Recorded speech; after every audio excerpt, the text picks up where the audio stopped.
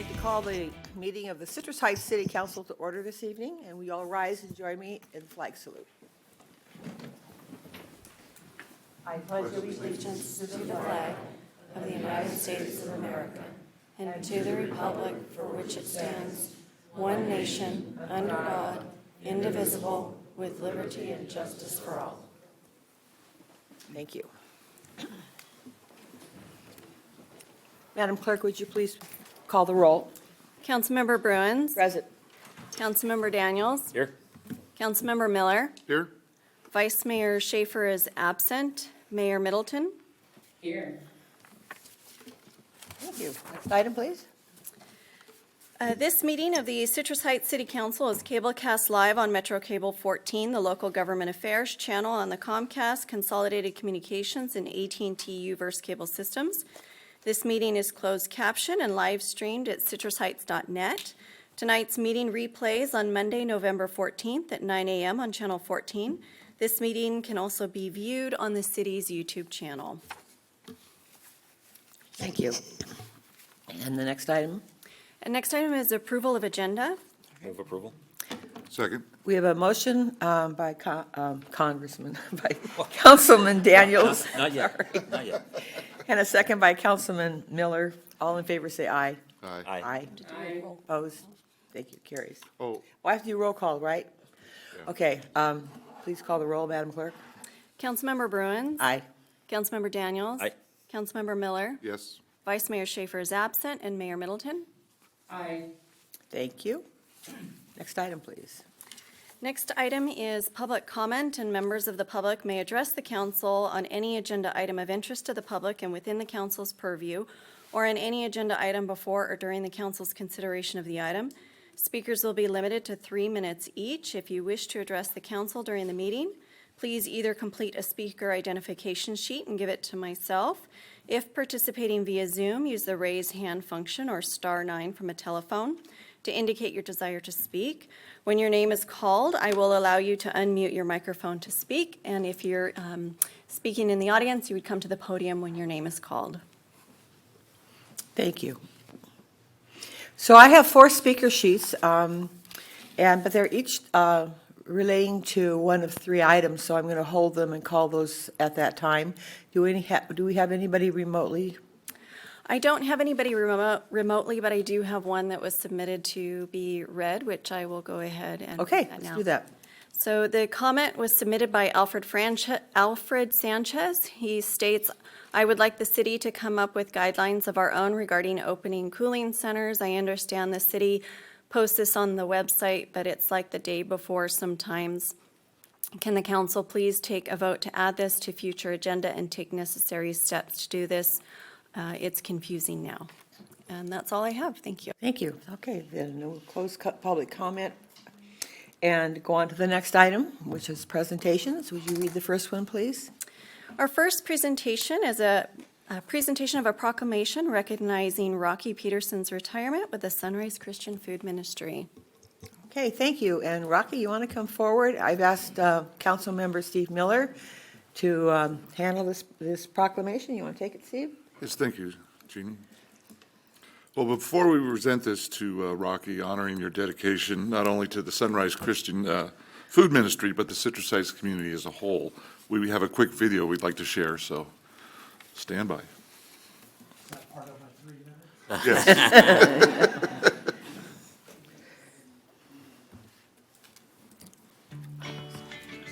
This is Sunrise Christian Food Ministry. My name's Rocky Peterson. I'm president of the board and also director of the daily operations. We operate a food closet of where we distribute food 5 days a week. It's for those in Sacramento County who have needs for it, and that population is seeming to increase every month.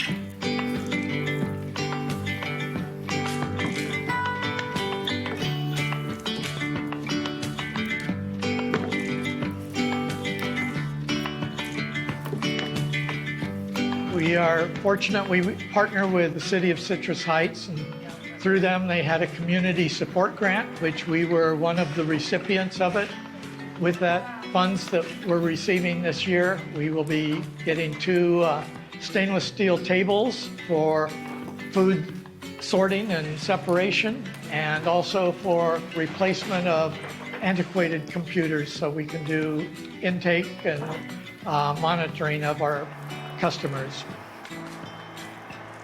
So every day we handle approximately 4,000 pounds of food. So that, we are here 5 days a week. That's 20,000 pounds in a week, close to 80,000 pounds in a month that comes in, has to be broken apart, stored. So we handle it 2 to 3, 4 times, and that takes all of our people. And we're all volunteers. Partnership with the community is important for knowing who we are and also for supplying people to continually come in. April Jasek, I'm the volunteer coordinator over at Sunrise Christian Food. This year marks our 40th year serving this community.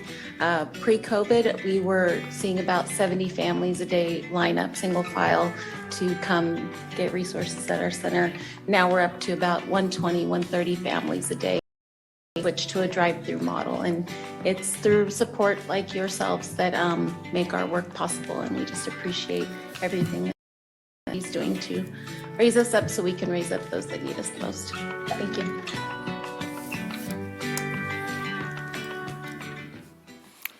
Okay, Rocky, now I'm going to read you our proclamation. Mr. Peterson has served the Citrus Heights community as the operations president and director of Sunrise Christian Food Ministry for 13 years, and recently, I guess you announced your retirement. Whereas during your tenure, you've been responsible for the operation of the Emergency Food Closet, which supports Citrus Heights residents by serving nutritionally balanced meals to households when an emergency arises that creates food insecurity. And you've grown the Sunrise Christian Food Ministry from serving 20 families a day to over 130 families a day. And your dedication to the Sunrise Christian Food Ministry has allowed for the continued operational growth, including the recent addition of a walk-in freezer, refrigerator, and 16-foot truck with a lift to streamline the services. And I understand you're an extremely patient person, wise, and very respected leader of the Citrus Heights faith community as a guiding light of true faith at Christ Community Church for over 20 years. So now, therefore, be it resolved, the City Council of the City of Citrus Heights does hereby thank and honor Rocky Peterson for his service to the community of Citrus Heights and wish you the very best in ending one chapter of your life and beginning another. And this is signed by our mayor and attested by our city clerk. And I understand we have a couple comments, so I'm going to ask you to step aside before it's your turn, and then I'll be down there with the proclamation to give to you. And Okay, so thank you. We have 2 speaker cards of people who'd like to speak on this item. So first I'd like to, well, why don't you both come up? One is April Jasek and the other is Rosie Cerna. And we welcome your comments.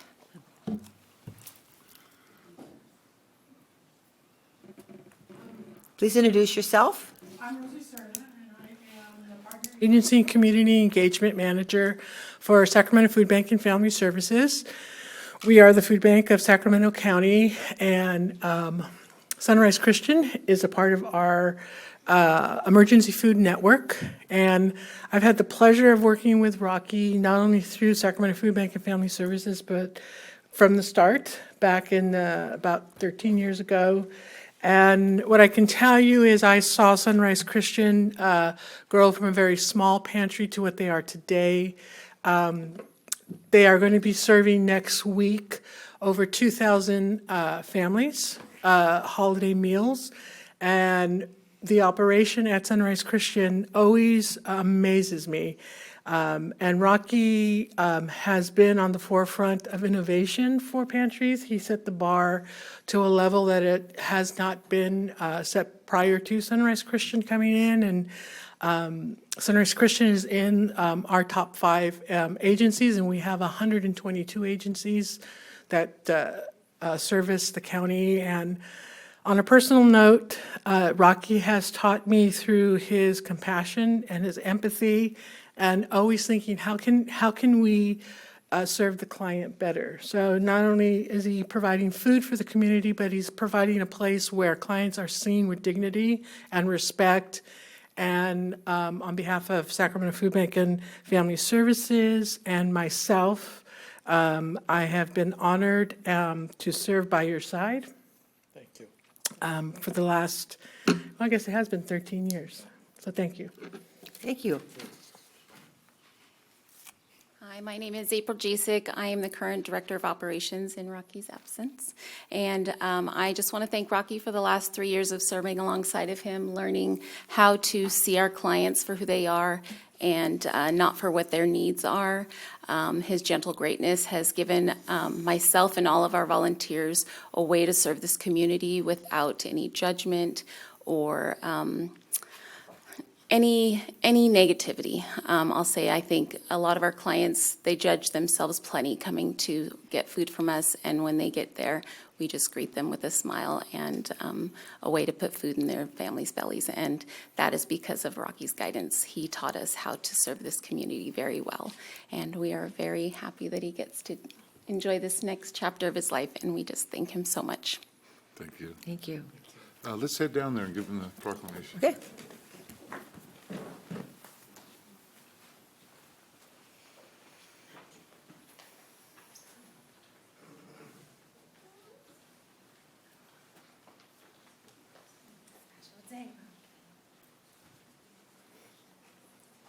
Now, I noticed, I got my fingerprints on here, so it's really official. So I'm hoping you can buy a nice frame and display it in a somewhere everybody can see it, Rocky. Thank you. And here you go. Thank you very much. Thank you.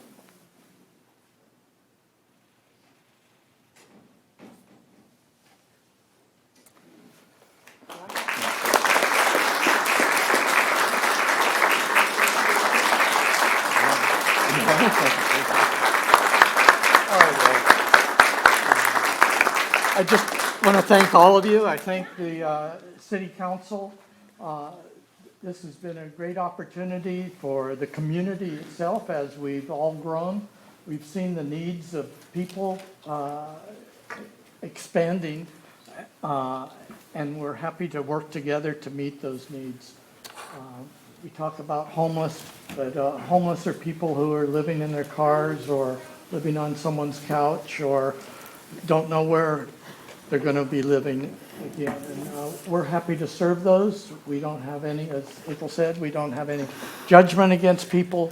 We have a desire to serve. And out of those 2,000 families next week, most of those, they have a home, but they have nothing else. And so we're happy to be able to share. And your support of us is what then provides that support for them. So thank you. Thank you. Thank you, Rocky.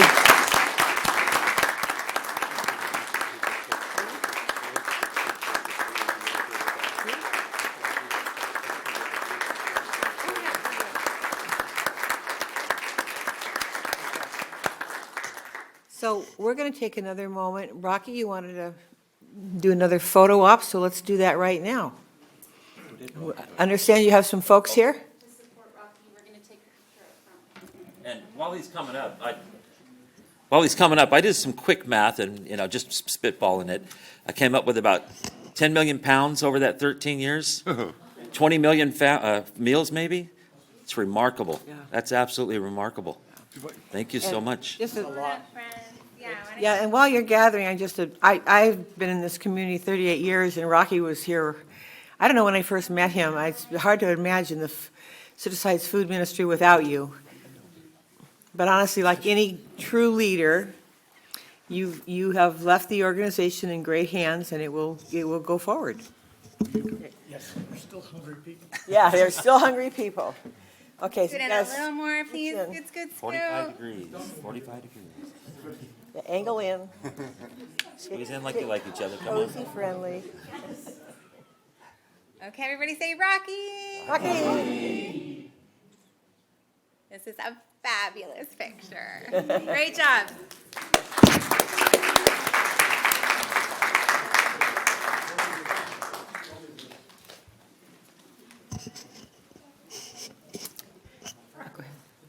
Okay. Thank you, everybody. Our next proclamation is for a presentation recognizing our Law Enforcement Records Appreciation Day, and I've asked Councilmember Brett Daniels to do that, please. Thank you. If I could have Police Department record staff come to the podium.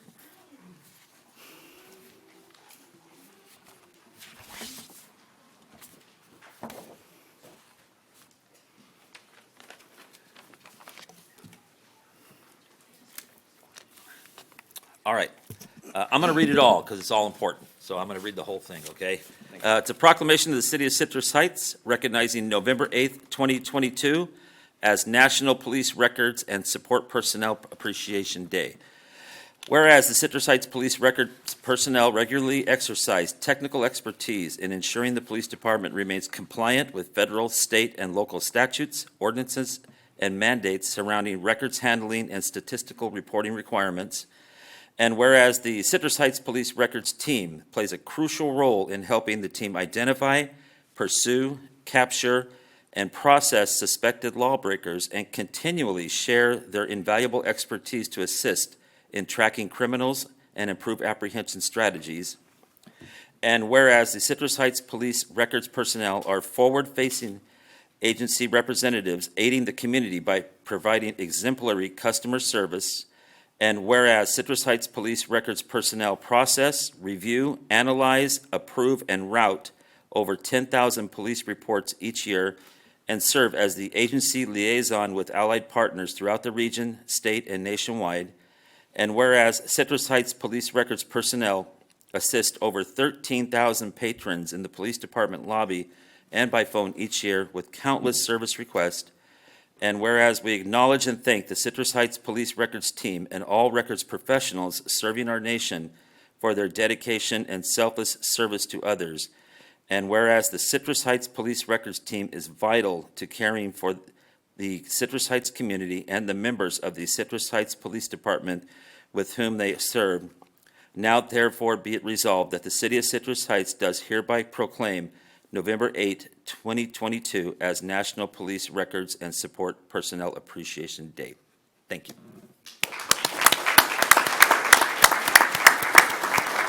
And we're going to come down and do a little picture in a minute, and hopefully one of you will speak. But I just want to say, I spent 20 years in law enforcement, and I can't tell you how incredibly valuable the records department was in protecting my life as a police officer on the streets, getting me information back quickly that let me know whether I was dealing with somebody who had a record or who was wanted for something serious. And so, big part in my heart for you guys, and thank you for what you do. Thank you, sir. Thank you.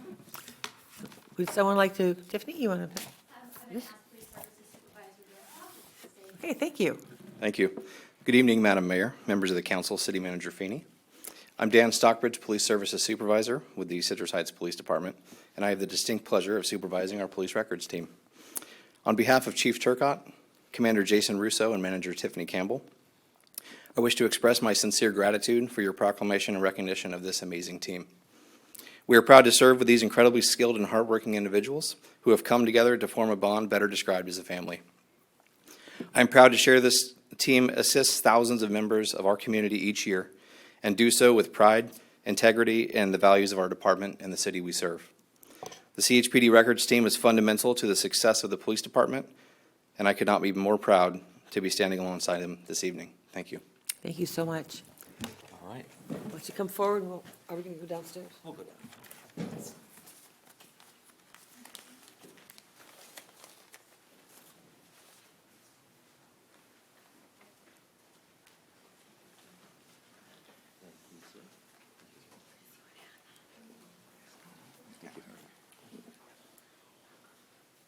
Squeeze it in. Come on. Bring it over.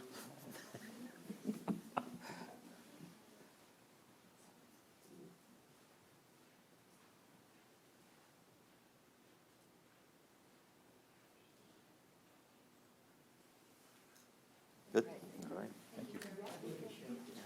Thank you.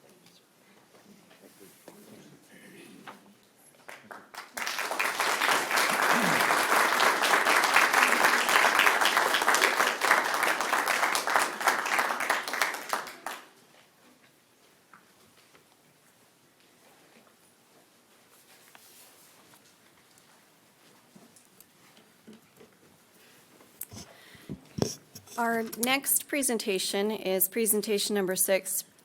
It's a proclamation recognizing November as Lung Cancer Awareness Month. Thank you, and I'll do this one. Maya Sharma from the American Lung Cancer Screening Initiative is unable to join us this evening to accept this proclamation, but we'll make sure she gets it.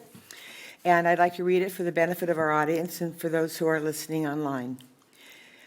This is a proclamation of the City of Citrus Heights recognizing November 2022 as Lung Cancer Awareness Month. Whereas lung cancer is the leading cause of cancer death among men and women in the United States, accounting for more deaths than colon cancer, breast cancer, and prostate cancer combined. The 5-year survival rate for localized lung cancer is 60%, yet only 24% of lung cancers are diagnosed at this stage. Whereas screening for lung cancer for high-risk individuals using low-dose computed tomography can lead to the earlier detection of lung cancer and save lives, reducing the mortality by 20% when compared to screening by chest X-ray in the National Lung Screening Trial, and reducing the risk of death at 10 years by 24% in men and 33% in women, as demonstrated by another large randomized trial. Whereas funding for lung cancer research trails far behind funding for research of many other cancers, and additional research is needed in early diagnosis, screening, and treatment for lung cancer, as well as in lung cancer affecting women and lung cancer health disparities. Whereas lung cancer incidence is decreasing twice as fast in men as it is in women. Each year, more women die from lung cancer than breast cancer, and by 2035, more women will die from lung cancer than men. Whereas African Americans have the highest lung cancer incidence and mortality of all races, and disparities in lung cancer screening, diagnosis, treatment, and mortality are well characterized among African Americans and other racial minorities. And whereas lung cancer is never smokers in the seventh leading, lung cancer in never smokers, people who have never smoked, is the seventh leading cause of cancer-related death, and accounts for 17,000 to 26,000 deaths in the U.S. each year.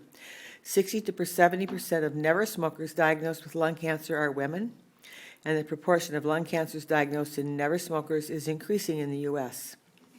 And organizations working in Citrus Heights, such as the American Lung Cancer Screening Initiative and Women's Lung Cancer Forum, are committed to educating about lung cancer and lung cancer screening, and working to increase lung cancer screening rates in the Citrus Heights community.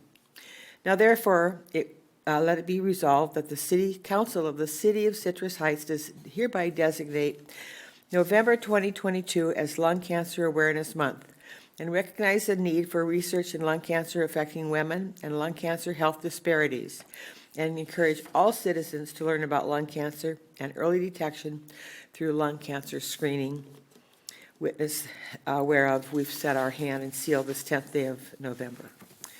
So, important reminder to all of us, I have personally known 3 people who have died of lung cancer who never smoked.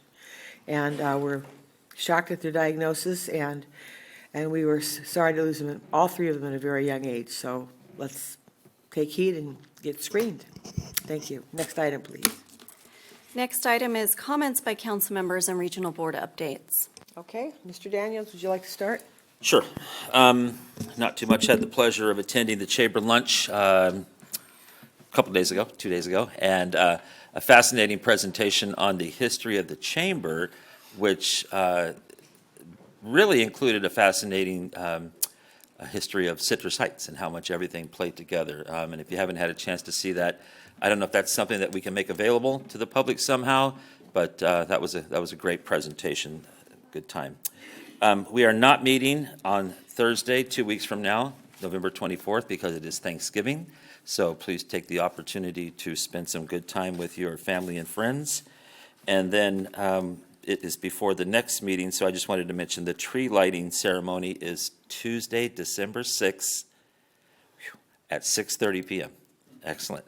So Tuesday, December 6th, 6:30 p.m. We started it back up last year, and it was a great time, and I expect it to be even a bigger and better time this year. So please bring your kids out and have a great time. That's it. Thank you. Mr. Miller? Certainly. Yesterday, attended the Sunrise Marketplace Board of Directors meeting.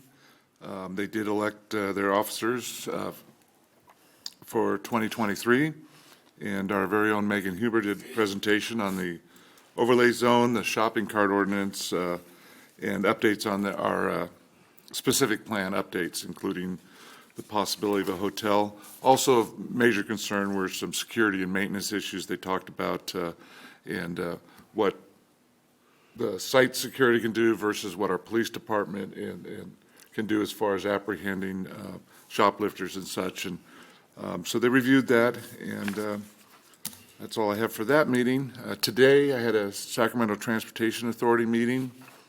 Two items of interest we discussed was reestablishment of the Sacramento Abandoned Vehicles Service Authority Program, that's SAFSA, and that's for towing vehicles in the county that have been abandoned. We recently voted on that, and it didn't quite make the 2/3 because it's considered a tax, because SAFSA is not a regulatory agency. They don't issue permits, whatever. So there's a thing in the law where they're looking at trying to change a few things so we can continue. We've done this for the past 30 years, collect $1 per vehicle when they are registered to help take care of us getting these vehicles off the street. We also approved a strategy for Smart Growth Incentive Program. I know we were very successful in getting this grant last year for our Phase 2 of Auburn Boulevard, and it looks like there's going to be even more matching funds available as we move forward, maybe with Old Auburn Road. We can qualify. And that's all I have to report today. Okay, thank you. So I'll give you a couple of reports on the my meetings this month.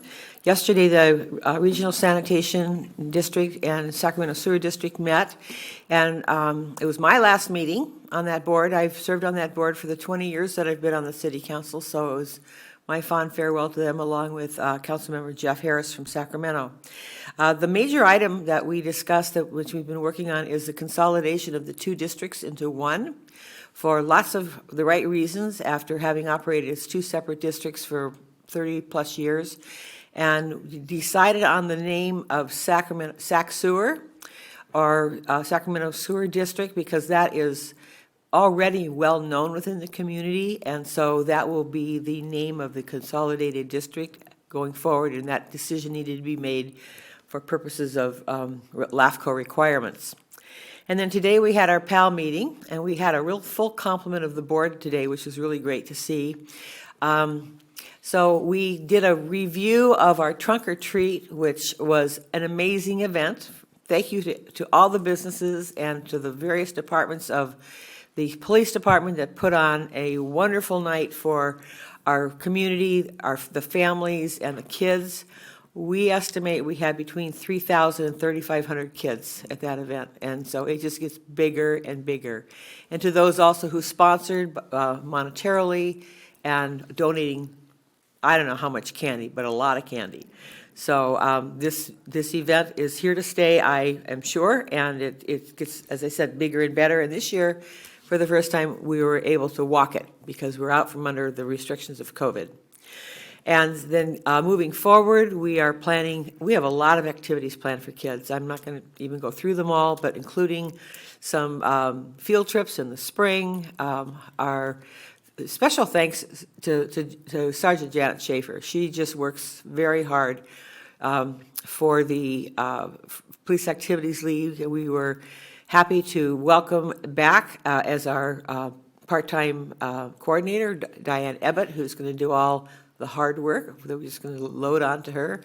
So it's an ongoing association, bringing cops and kids together for the purposes of helping the youth in our community to grow up to be fine citizens. And that's my report. Oh, I just want to say also, I also was at the lunch that Brett attended, the chamber lunch, and I just want to say how fortunate we are to have a man like Larry Fritz in our community who supports, grew up in Citrus Heights, now lives in neighboring Orangevale, but he is our historian, along with Tina Stern, who is keeping alive what Citrus Heights has been from the beginning, so we can memorialize that for all I guess eternity, huh? Okay, you still want to say something, Brett? Yeah, just, I have received information from a highly confidential, reliable source, the city manager, that the tree lighting ceremony starts at 6. So I don't want anybody to be late. 6 PM 6 PM. for the tree lighting ceremony. Yeah. Lights will be on by then. Yep, yeah, okay. Okay, that's it for council comments. Next item, please. Next item is consent calendar items 7, 8, 9, 10, 11, 12, 13, and 14. And I do believe we have a speaker card for item number 13 that's on consent. Okay, should I just call a speaker forward now, or shall I pull the item? I suggest letting the speaker speak now, and then the council can then elect whether they want to pull the Okay, item or not. okay, I'd like to call Phil Jarrett to the podium, please.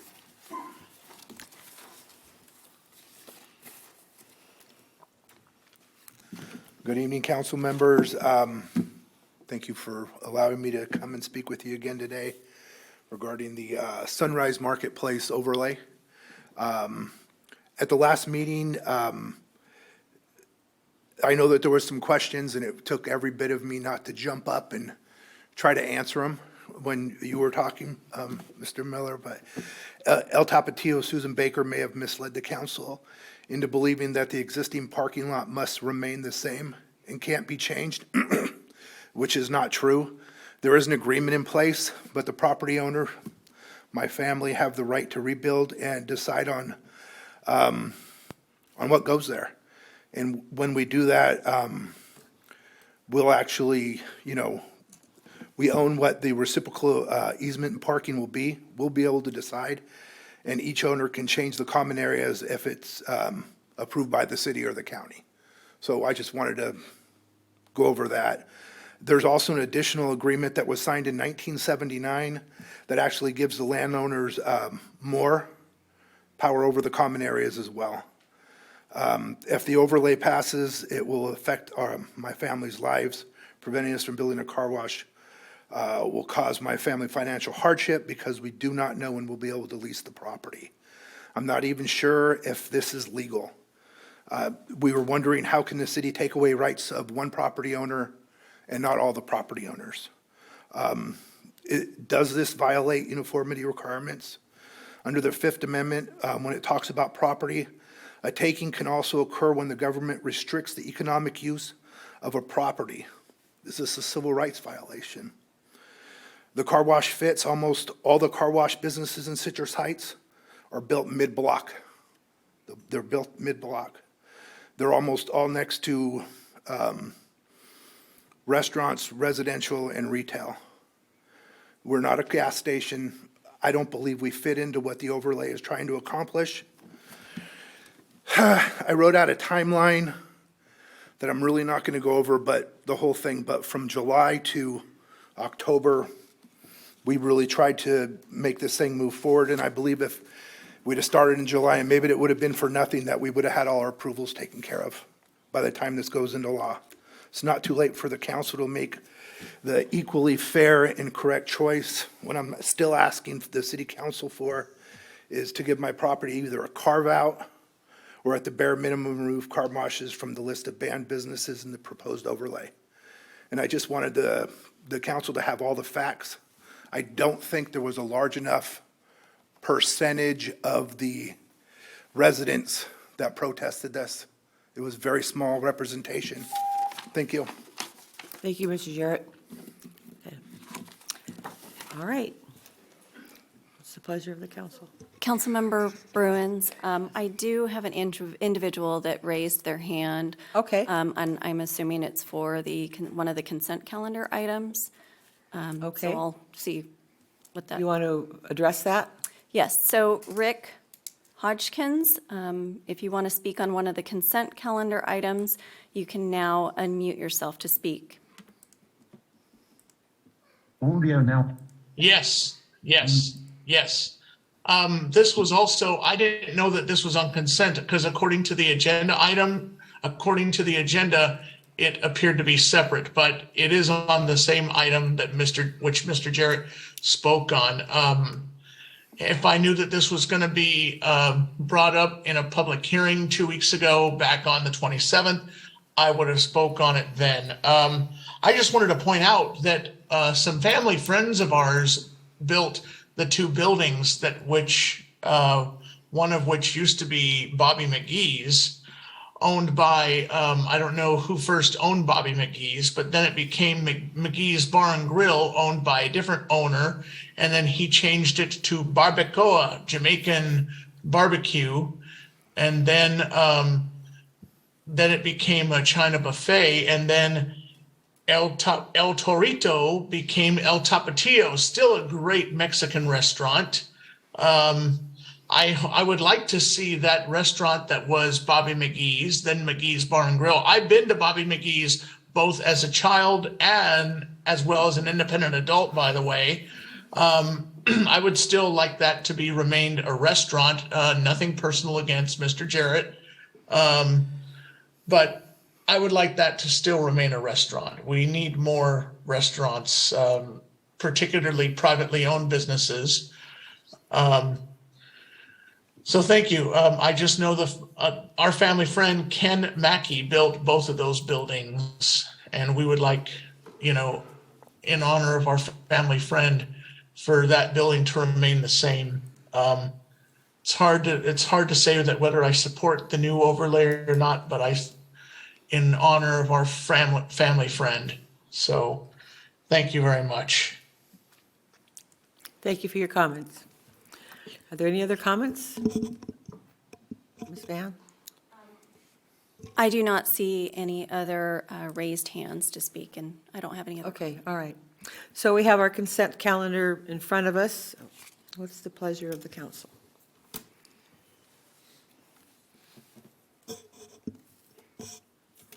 Move approval, Middleton. We have a motion to approve consent. Is I'll there a second. I'd like to make a comment, though. Okay, shall we? I think I can do right on, it's on number 13. Still heavy in my heart. I hope that, I believe this will pass now, but I hope that our city can do everything possible to make this property whole. Whatever we can do, we need to do. And if that means some sort of financial incentives, whatever it means we need to work with this property, the property that's being affected by this, to the greatest extent that we can. That whatever we can do needs to be done, because we are preventing somebody from doing something with their property that is legal to do, but does not fit within what we want as our view of how we want this area to be. So heavy on my heart, but I'm going to go ahead and continue to support the overlay, and with the hopes that we find a way to make things whole. Thank you, Ms. Daniels. I believe we also have actions in progress right now. So we have a motion and a second on the floor. Roll call, please. Councilmember Bruins? Aye. Councilmember Daniels? Aye. Councilmember Miller? Aye. Vice Mayor Schaefer is absent. Mayor Middleton? Aye. Thank you. It passes. Okay, next item, please. Our next item is regular calendar, item number 15. The subject is Sacramento Metropolitan Cable Television Commission Joint Powers Agency Agreement, Ordinance Amendment. The recommendation is to introduce for a first reading, read by title only, and waive the full reading of an ordinance amending sections 9088 and 9033 of Chapter 90 Telecommunications of the Citrus Heights Municipal Code relating to the Sacramento Metropolitan Cable Television Commission. And just bear with me, I will bring up my brief presentation for council.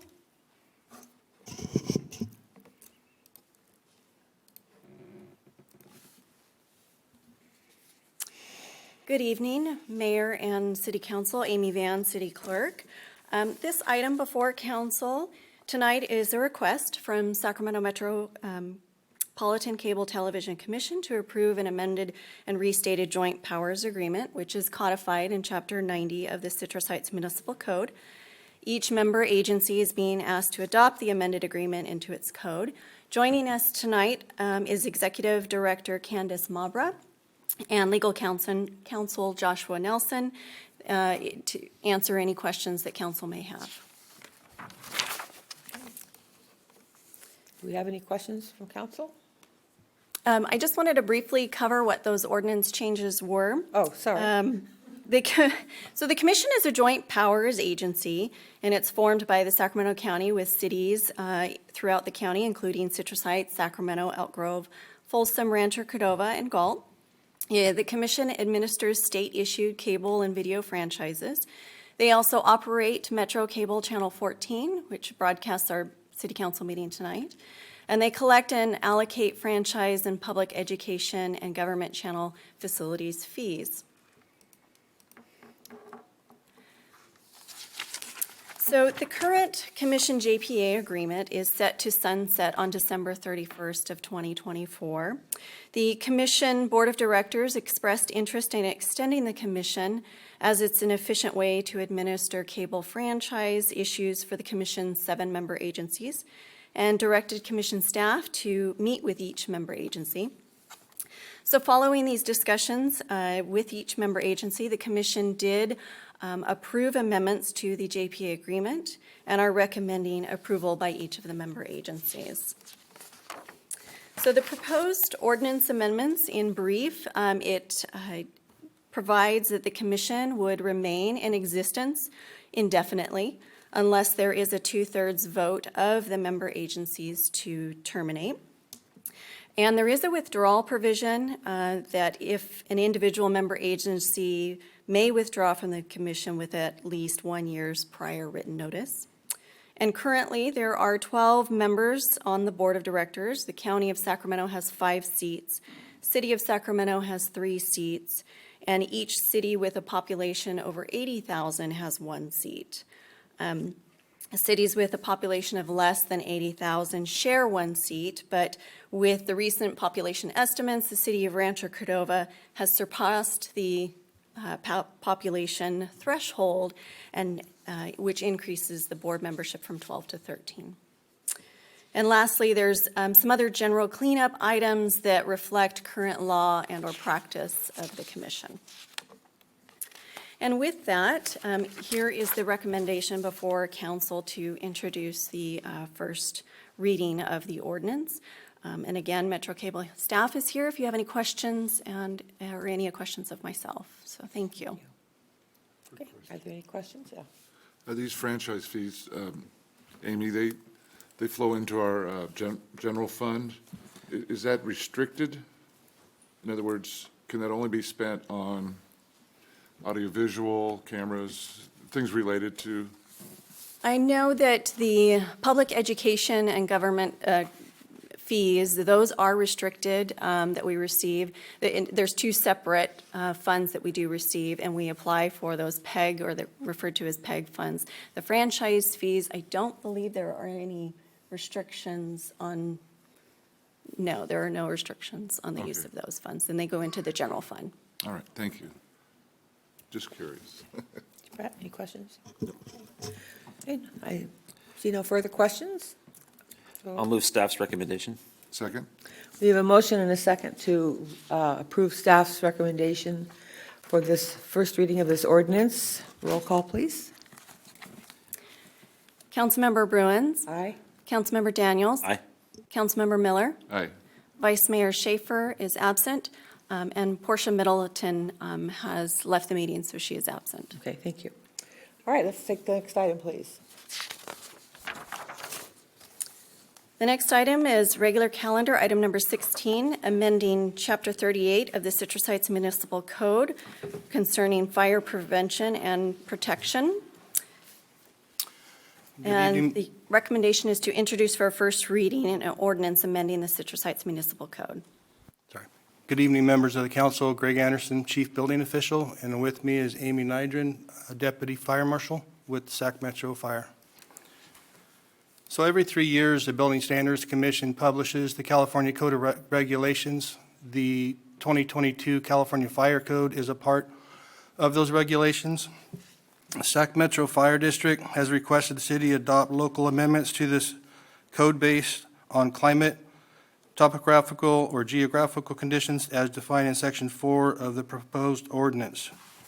There is no fiscal impact for the adopted budget as a result of this action. The need for adopting the 22 California Fire Code by reference is to allow local amendments to the state code.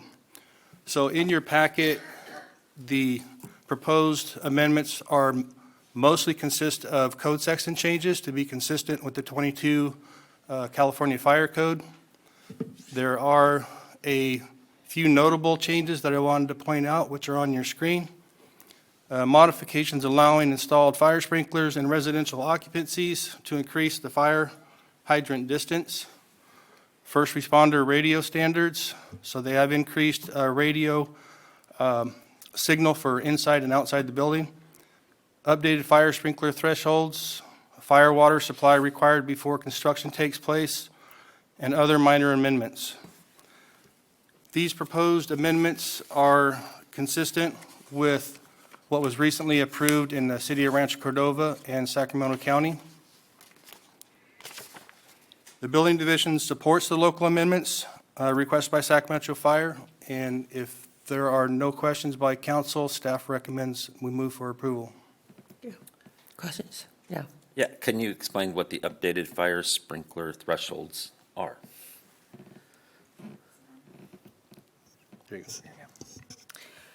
So previously, there were two occupancies, the occupancies that were inadvertently left off of the previous codes. So an F2 occupancy, which is factory type situations, and then storage, so an S2. Those were inadvertently left off on the last code cycle, so we added those in this year. And the thresholds for all the occupancies now is 3,600 square feet, and it all requires fire sprinklers at that point. And by storage, you mean storage units? Storage units are already there, so it's a higher requirement for sprinklers in, sorry, I'm losing, It's mostly the F2 occupancies, F2 and S2. F2 and With the S2. S2 storage of a higher risk type storage facility. All right, thank you. I have one question on the first minor changes, were modification allowing installed fire sprinklers in residential occupancies to increase the fire hydrant distance. Does the current code not allow for fire sprinklers? So we adjusted this one to include the state language that was left off on the last code cycle. Okay. It was always there, so we wanted to make sure the amendment showed it. Okay. Yeah. But when you have them, you can move the fire sprinkler, or the, You can Fire increase the hydrants further distance. away. Yeah, it gives it a benefit for having the fire sprinklers. Okay, thank you. got it. All right. There's no further comments, then, or questions. I will entertain a motion. I'd like to move that we approve the local amendments to Chapter 38, Article 2, titled Fire Prevention and Protection. Second. And, okay, so this is to introduce for the first reading, correct? Okay? Yeah, that's what I meant. Yep, all right. Roll call, please. Councilmember Bruins? Aye. Councilmember Daniels? Aye. Councilmember Miller? Yes. Vice Mayor Schaefer is absent, and Mayor Middleton is absent. Okay, thank you very much for being here tonight. Thank you. And next item, please.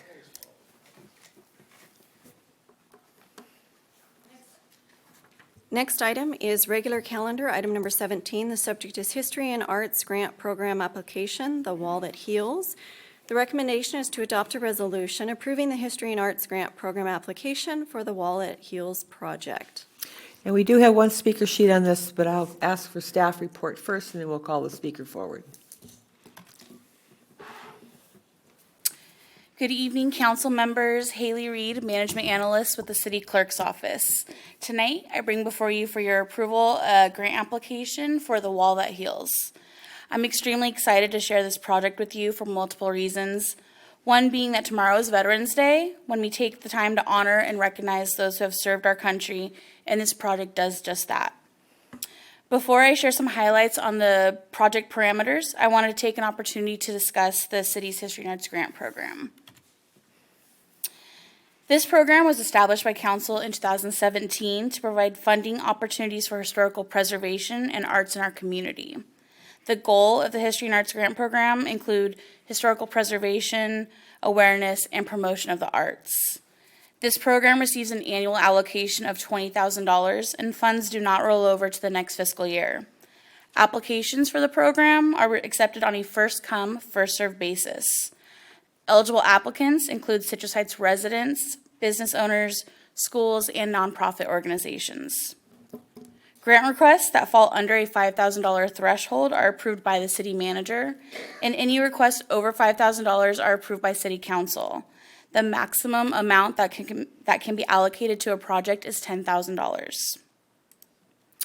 Since the program's inception, we have accomplished various projects under the $5,000 mark.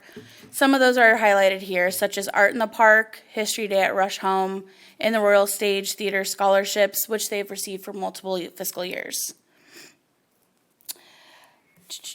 Additionally, the program was utilized for the completion of the Citrus Heights Incorporation book, Becoming the City of Citrus Heights, which we celebrated the release of in September of this year.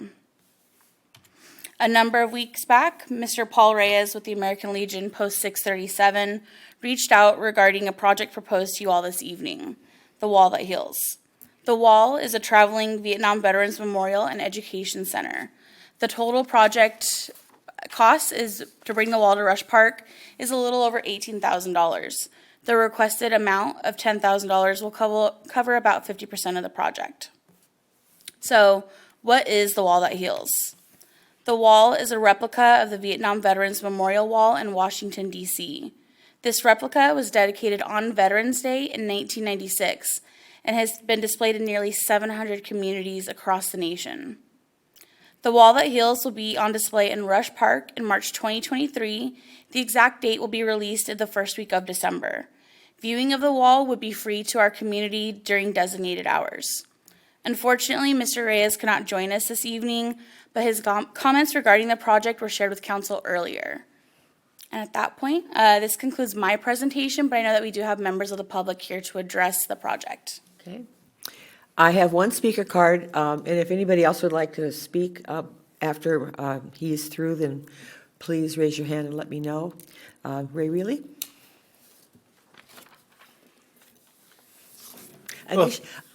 Creative spelling of your last name.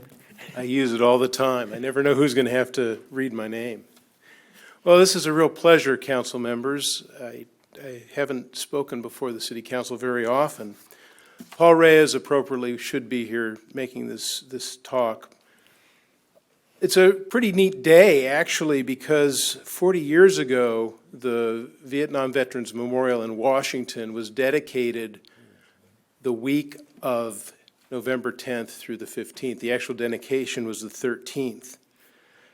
The war in Vietnam officially on the calendar started November 1st, 1955 for the United States and ran through June 8th, or ran through May 15th, 1975. The first casualty on the wall was a technical sergeant, Richard Bernard, who died on June 8th, 1956. On May 15th, which was after the war was technically over, 18 American service members died in an incident. I suppose it's an incident if it's other people. It's just a horrific event if it's your family. So those are the beginnings and ends of the wall. In Citrus Heights, the United States military has always been a big part of our community. When I was growing up, the aircraft flying over out of McClellan and Mather were always there. We would see planes flying all the time. Many of my friends from elementary school through high school their families were military families. So Citrus Heights is filled with a long military tradition. Actually, a lot of this information comes from Wikipedia. I finally learned who McClellan Air Force Base is named after today. Some of you probably already know it, but he was Hezekiah McClellan is where the name was added in 1939. He was a test pilot and he died in 1936. And so that's where the McClellan name comes. It's not General McClellan or some other McClellan. It's a former test pilot. Bringing the Wall That Heals to Citrus Heights this spring will show our support for our veterans of the Vietnam era and veterans of all the the military. San Juan High School has a plaque with 8 names. The wall has Jerry Bobbitt, Daniel Fowler, Stephen Fry, Donald Class, Larry Gotcher, Charles James, and Richard Willett. All of them are Citrus Heights residents. I'd ask your support of this project. I think it'll bring healing and offer something very special to members of our community. Thank you, Ray. This is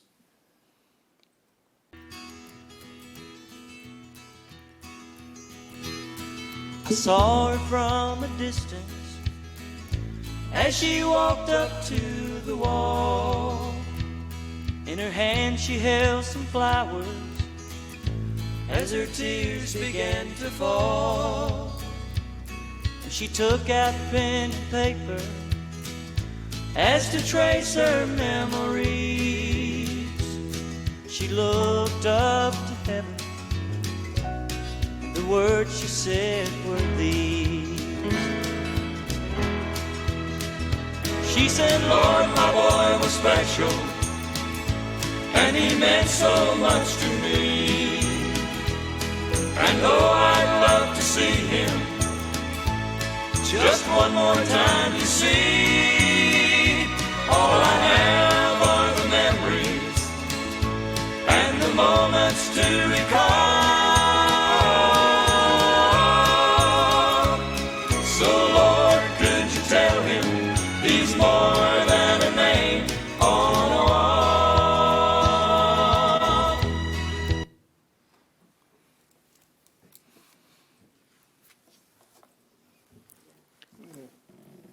Our good friend Kermit was going to make a comment, but he didn't. So if you have any questions, I'll try to answer them. Oh, thank you. Thank you, Ray. I'm fine. The question I have, Ray, and you might not know, I know Gunny couldn't be here tonight, but how they doing? If we approve this 10,000, how about the other 8,000? How are we doing raising funds there? We have plans. Rotary will participate at some level. In our discussions, we were asking that all the military associations kick in 5% of the total we need. So we're asking a number of organizations to kick in about $1,000 or more. We have a website set up. We'll take donations through that will come in from the public. I think we'll have no problem making up the difference, and I know that it's a process, but there's been a great deal of support from the community. Yeah, I just can only imagine. I don't think there'll be a problem raising the rest of the funds either. You know, I worked with Paul a little bit on this project, and I am very excited to have it before us tonight. I just want to ask one more time if there's anybody else from the audience who'd like to speak. Mr. Schultz, come on forward.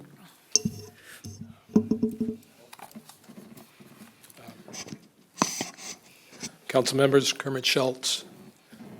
Just want to give you a little perspective of what the wall means to Vietnam vets. I probably don't have to, you probably already know, but I did want to just take a couple of moments to share with I had to leave this room because of that song. So it is a wall that actually heals. It took me 40 years from the time I left Vietnam to actually go visit the Travelin Wall. It was I think it was at Mather. And it helped me to actually have the courage to go to Washington, D.C. to see the real wall. I have 8 guys that I served with. And I swore I was going to be professional and get through this, so bear with me a little bit. As an infantryman in Vietnam, you're exposed to a tremendous amount of war is hell. That's a perfect description of it. It's hell. I had, my job for a while was to be up front, be on point. And I had a dog handler that was up there with me, a dog that would alert. And that young man by the name of Robert Hartsock won the Medal of Honor. And so my platoon leader won a Silver Star. So I know what these men have gone through. And the real heroes are the 58,000 plus that are on the wall. And those of us that survived, we have this guilt. And then the wall helped me rid that of guilt. Plus going back to Vietnam 3 years ago helped bury a lot of ghosts. So I want to make sure that as a veteran, I express to you the importance of this. I also agree with Ray. This is not going to be a difficult thing to make happen. Our business, I believe, has assets politically at the state level, county level, and here at the city level that are going to make this happen. And Paul's dream is to have it permanent. And I would like to see Paul's dream come true because Paul also is a veteran of the Vietnam War. So thank you so very much for considering this. I appreciate so much the support of this city, this staff who have gone out of their way, not only on this project, but to support our business here in Citrus Heights. And I just want to say thank you as far as also what occurred here in the election as far as supporting our business. It could have been catastrophic for us, and this city stood tall and behind us, and we will be eternally grateful for that, speaking on behalf of my partners and myself in our business. So thank you for everything that you've ever done, and thank you for considering this project. It's certainly a worthwhile project. I'd like to give the council members an opportunity to make comment before we. Councilmember Bruins, if I may interrupt, we do have a comment that was submitted by Vice Mayor Schaefer, who couldn't be with us tonight, so Okay. I'd like to read that. Yes, please, let's start with that. He states, "I am eternally grateful for the sacrifice of the families and also recognize the sacrifices that our veterans endured away from their families during their service. Without the roughly 1 in 10 people that chose to serve in the defense of our great nation, it would not be the great nation that it is today." Thank you very much. Brett? Yeah, but by the grace of God, I just missed having to do this. And I was just a little young at that point, but shortly there, I mean, it ended in 75. I became 18 in 78. And so I think, though, that one of the biggest stains on American history is how the veterans of Vietnam were treated. And anything and everything that we can do to right that wrong should be done. And wholeheartedly support this. My God, I'd love to see a permanent structure. Wouldn't that be wonderful? And so I definitely support this, and I know that my fellow council members will definitely support this. And I strongly really appreciate Paul and those connected for bringing this to us. It's a privilege. It'll be a privilege. Thank you, Brett. Steve? I just want to, I support this, and I do want to say thank you for your service. Yep. It's really appreciated, and this could be a great thing. I do remember as a child, and Brett and I are around the same age, my older brothers were at risk of the draft, and older guys, their friends, would just disappear from the neighborhood. I didn't know why. And fortunately, they all came back, but that left a deep impression. And when I saw the design of the wall in Washington, D.C., it was kind of like, it's really, gray and just a short wall and everything like that. But I tell you what, when you turn the corner and see that wall, it just hits you like a ton of bricks. And I can't imagine what it does for our servicemen that were there. And Brett, you're right. Coming home, they were called baby killers and spat on, and those are the ones that really, Paul put it well in his video, said those are the ones that need to apologize, not our veterans. So, Thank you. Thank you. I'd like to take a couple words too. one of my brothers served a 13-month tour in Vietnam as a Marine. And I thank God that he came home safe and unwounded, but certainly not unaffected by the war. On one of the cap-to-cap trips many years ago, I was able to visit the Vietnam Memorial Wall, and I went to the wall and I found the space where his name would have been, and it wasn't there. And I just stopped and said a prayer and thanked God that he came home. And so it was a very emotional experience at the time, and it's an emotional experience now. So I'm really glad that that Paul has run with this. I want to thank Kermit and Paul and all the other people in our community that have served in our country and our veterans. I also thank God that you guys came home. And so with those words having been said, I would like to entertain a motion. I will move the item. I'd like to move that we will issue a resolution to approve the History and Arts Grant Program application for the wall that heals in the amount of $10,000. Second. We have a motion and a second on the floor. May we have a roll call, please? Councilmember Bruins? Aye. Councilmember Daniels? Aye. Councilmember Miller? Aye. Vice Mayor Schaefer and Mayor Middleton are absent. Very proud to say this passed unanimously.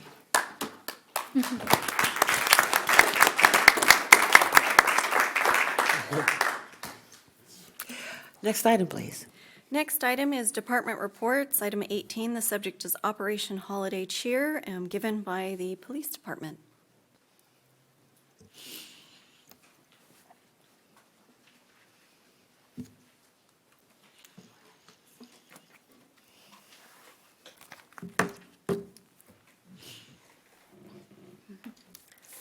Sorry, give me just a second.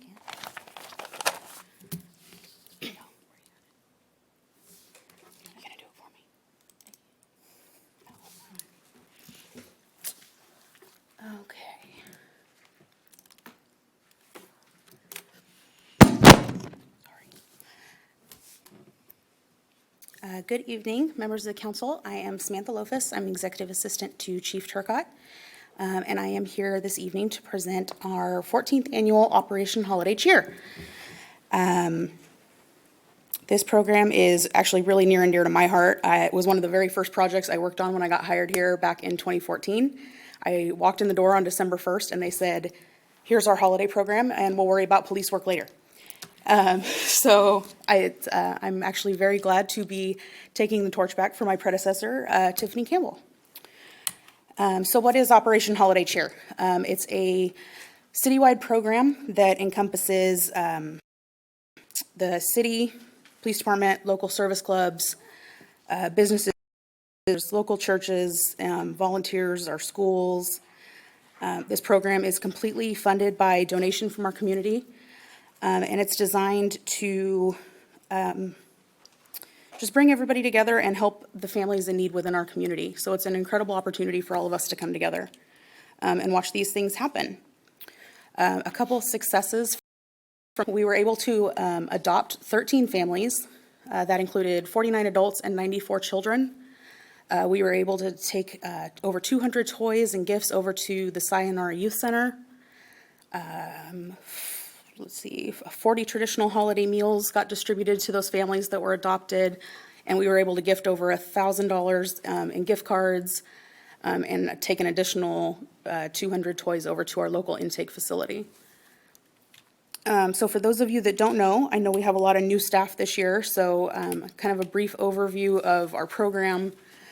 We start in October looking for families that can be referred into our program that families that live in our city, that have young children that have faced some kind of hardship within the last year. Something has caused their family to not be able to give their family the holiday that they want or would normally try to do. They go through a short screening process to make sure they are indeed a member of our community. They live here in Citrus Heights, that they have some young children. And then we look for members of our community that want to adopt those families. We match them up, and we come together in the middle of December to get those families the gifts that they need. That usually comes with a traditional holiday family meal, stockings for all of the children, toiletry baskets, and things of that nature. I feel like I'm missing something.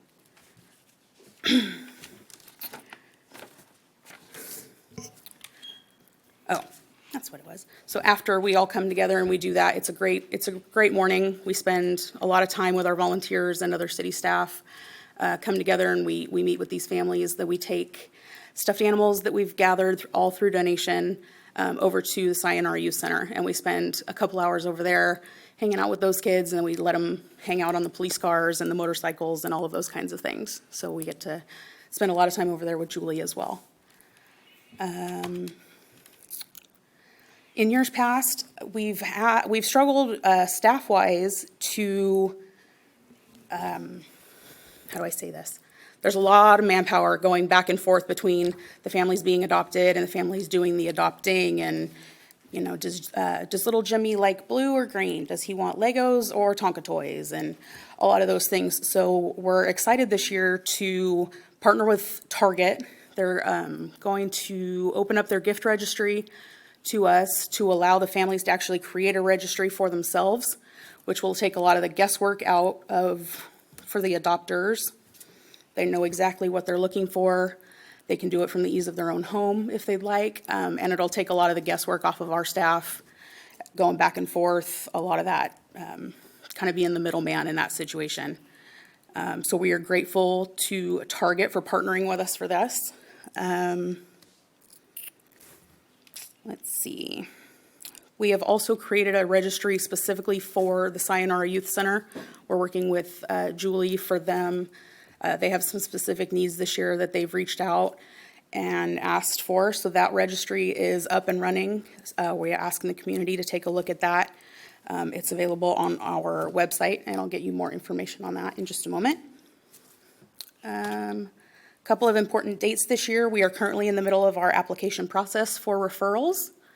That date, let's see, obviously I'm here tonight to present the program to you. Our last date accepting applications will be Monday, the 14th of November. We'll pair up adopters and adoptees that whole week, the 14th through the 18th. Adopters will be able to drop off all of their gifts at the community center on December 13th.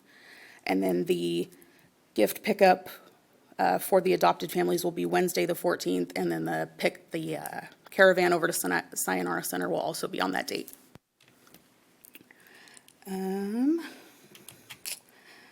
Finally, all of the contact information for the program is here on a slide.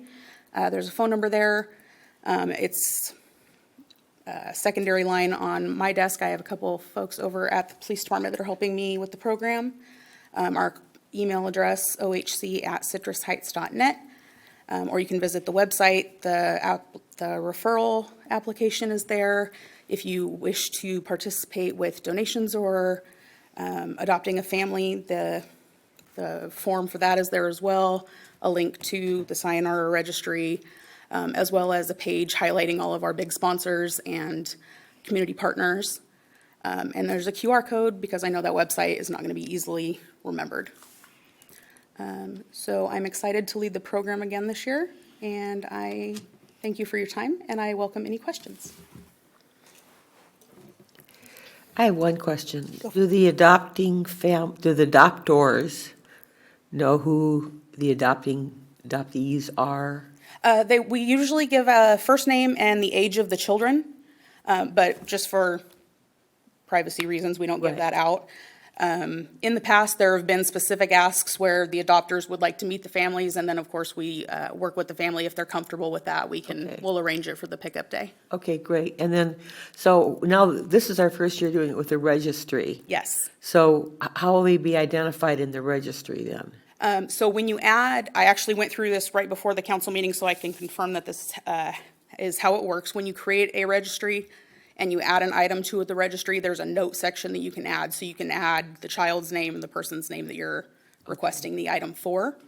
So when you, as the adopter, are looking at the registry, you can see this one's for Johnny, this one's for Sarah, this one's for, So there'll be, the family name will be on the registry. yes, Okay, thank you. All right. Thanks. of course. Yeah. Questions? Well, I will tell you, most of us have experienced the caravan at one time or another, which is a highlight of the Christmas gift holiday operation. And when we land on Sayonara, it is joyful bedlam. Well, I don't know how else to describe it. And it's something that I look forward to every year. And so thank you so much for putting it together. I'm glad you're back in the saddle. Thank you, ma'am. Anybody else? Okay, all right, next item. The next item is city manager items. All right, good evening, council. I've got a few items here for you, and it's not the fire prevention code, but here we go. Sorry. One, I can get started, just similar, kind of going off the Veterans Day recognitions that we're going to be having here. I think that'll probably be the first slide that comes up. And so we have Veterans Day, which will be tomorrow, and very happy to report that we have some events that are happening within our community to honor Veterans Day. A couple of them are listed here. The Sylvan Cemetery Annual Veterans Day Ceremony will be tomorrow, Friday, November 11th at 11 a.m. at the Sylvan Cemetery. Folsom Harmony Expressmen's Choir, who sometimes sing at events at the cemetery, will be there. So hopefully we'll be able to have the community turn out to honor our veterans at that ceremony. And again, that's tomorrow. And then on Saturday, the Veterans Community Center is having a salute to our veterans where the Citrus Heights Community Marching Band will be playing. And that event starts at 11 o'clock on Saturday, November 12th. At 1 o'clock, they'll be doing a flag retirement ceremony as well after the band plays. And then we also had some fence replacement, Caltrans fence replacement. There was a significant cleanup that we reported on at Antelope and I-80 interchange, and the jurisdictional relationship and partnership continues with Caltrans, who have continued to address items of concern that we've raised with them. So you can see that just this week, there's photos here that are fence replacement, no cut, no climb fence that run from the Citrus Heights, or Citrus Grove rather, shopping center, Auburn, all along Chevron and I-80 at the Riverside and Auburn Boulevard off-ramp there. So really thankful for our partners over at Caltrans to continue to provide the necessary attention for our beautification efforts. If I can go to the next slide, please. Also, while we're on the topic of community beautification, with our community engagement department this month, you'll see that staff are really connecting with the community to share information about the community beautification toolbox. To the left in the slide, you'll see a piece of literature that'll be handed out and available to the community and distributed to some of the groups that are listed here. Certainly our neighborhood association, Sunrise Marketplace, our businesses, and certainly I can make them available to council, but we have this piece of literature as well as many others that are going to start being out in the community as part of our Citrus Heights Cares campaign. And then in February, I believe, in first quarter of next year, I'm certain, we will be coming back with a larger discussion about a campaign around Citrus Heights Cares for council to consider and talk about. As was mentioned earlier by Councilmember Daniels, the Citrus Heights tree lighting, everyone's excited about that. Santa coming to town, and we'll have performance by Citrus Heights Community Marching Band. There's going to be cocoa, cookies. There's also PAL's going to have their Miracle Forest of decorated trees. So it'll be a terrific event from 6 to 8:30 right here at City Hall. So very much looking forward to that. And then our Thanksgiving Day meeting is not going to be held. So people will be where they should be. And we will have our next city council meeting on December 8th, Thursday, December 8th. Very good, thank you. And if I may, I just want to say, Councilmember Bruins, excellent job running the meeting this evening. It's been a few years. Well done, and I know this isn't our last meeting with you, but it's certainly been a pleasure having you and Councilmember Miller as part of the council and getting to know you in this time. I know we have another meeting together to say our goodbyes, but great having a full meeting with you here tonight. Well, thank you. This is our last full meeting tonight, yep. So, thank you all for being here. Is there any other business? Just items requested by council members or any future agenda items. I think we're good. And having said that, we will adjourn this meeting. Thank you all for coming.